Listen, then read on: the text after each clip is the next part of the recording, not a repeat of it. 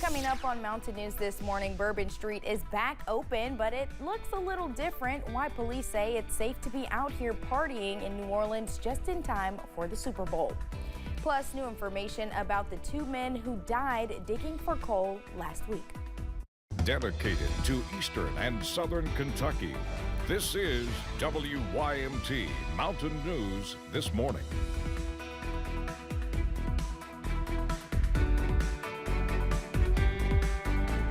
Good morning and thanks for joining us. I'm Madison Carmouche. We're inching up to that 5 o'clock mark this Friday morning, and today is January 3rd, 2025. Let's check in with meteorologist Megan Dusmall for a look at your forecast this morning. Megan, I almost said 2024 again.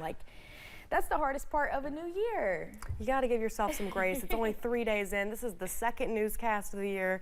We're making our way through it. And today is just one of those mornings that you're going to feel like you're just making your way through it too, because we are quite cold outdoors and it's going to be a cold day. Don't be expecting too much warmer than what you're seeing on your screen this morning. Those temperatures are hovering around that 32-degree mark, at that freezing for most of the area. And we do have some snow in the area. I'll show that in just a second. But here are those high temperatures for your Friday, mostly looking in the mid to upper 30s. So again, it is on the colder side of things. Don't be expecting any more than that today. Now here's satellite and radar. As you can see, there is a little bit of snow this morning, and clouds is to be expected as you are heading through the next couple hours. I'll have more with live pinpoint Doppler radar in just a little bit, but here is the next 12 hours looking at that temperature trend, and as you can see, it's just not really changing too much today, so be prepared for a cold day and make sure you're having your coat as you head out the door. Madison. All right, Megan, thank you.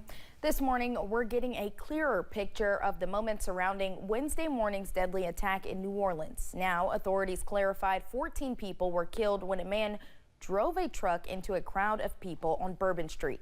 The attacker was also killed after he exchanged gunfire with police. The incident left dozens of people injured. Bourbon Street reopened yesterday, and as CBS's Katie Wise reports, residents and visitors there say they won't live in fear. Crowds returned to Bourbon Street Thursday, along with extra police presence. We're not going to be scared or terrorized. New Orleans is going to keep going like we always do. Authorities now say the man who rammed a truck through crowds celebrating the new year early Wednesday acted alone. We're confident at this point that there is no accomplices. The FBI says Shamsuddin Jabbar rented an electric truck on Monday in Houston, Texas, where he lived, and drove to New Orleans on Tuesday evening. After midnight on the morning of the attack, he placed 2 improvised explosive devices in coolers in the French Quarter. He posted a final online video proclaiming support for ISIS just minutes before he plowed into the crowd on Bourbon Street. Nobody's seen anything like this coming.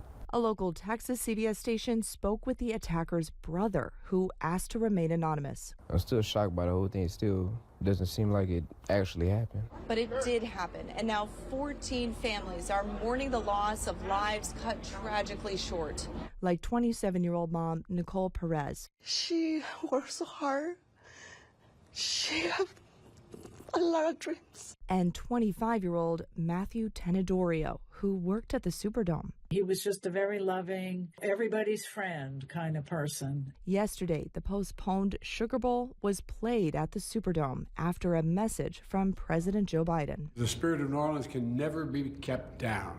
And a moment of silence for the victims. Katie Weiss, CBS News, New Orleans. CBS News has learned that the 2 police officers who were injured during the gunfire with the attacker have been released from the hospital. The FBI says there is still an active investigation, and they are calling on members of the public to come forward with any information as they try to piece together how the attacker became radicalized enough to kill. And the effects of the attack in New Orleans are being felt here in eastern Kentucky, with some folks having ties to Louisiana. We spoke with a Knott County native who recently lived in New Orleans since 2011. Josh Holland says the attack left him feeling heartbroken for those impacted. He says it is important to show love and support for the victims and those impacted.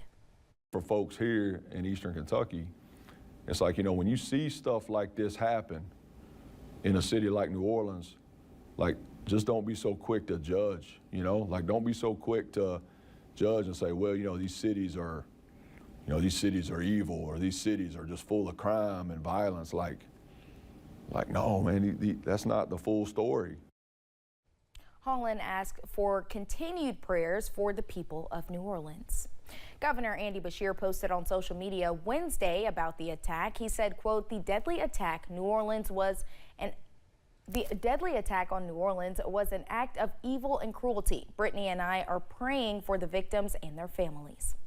Many police departments in Kentucky are working to keep their communities safe from similar tragedies. The Lexington Police Department says their first step to keeping those in the city safe is preparation and having specific security plans before and during large-scale events. However, they say they are never done adjusting those plans. They say at the end of the day, the biggest thing anyone can do to help them is to provide tips about criminal activity. Federal and local police are investigating a truck explosion outside of President-elect Donald Trump's Las Vegas hotel as a possible act of terrorism. The only person inside the vehicle died and 7 people suffered minor injuries.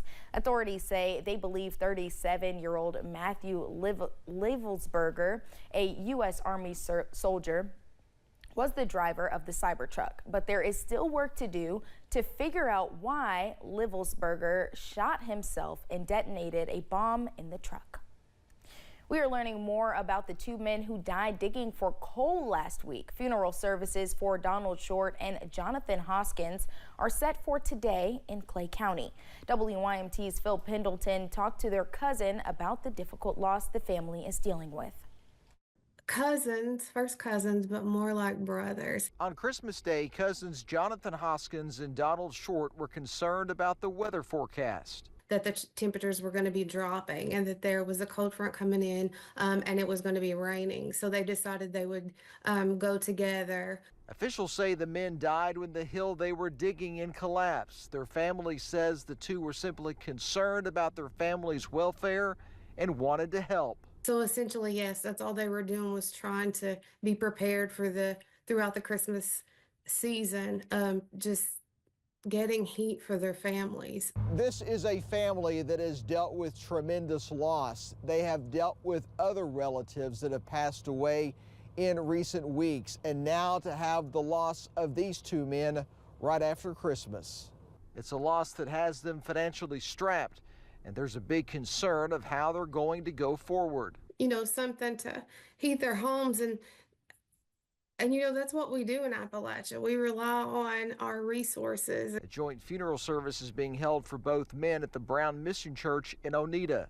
So we are truly Appalachian and hold true to our traditions. So they'll be arriving at the church. We'll be in a church, not a funeral home, and we'll stay with them all through the night until they're buried tomorrow. In Clay County, Phil Pendleton, WYMT Mountain News. We have more about this on WYMT.com and inside the WYMT News app. Thanks for getting your day started with us here on Mountain News this morning.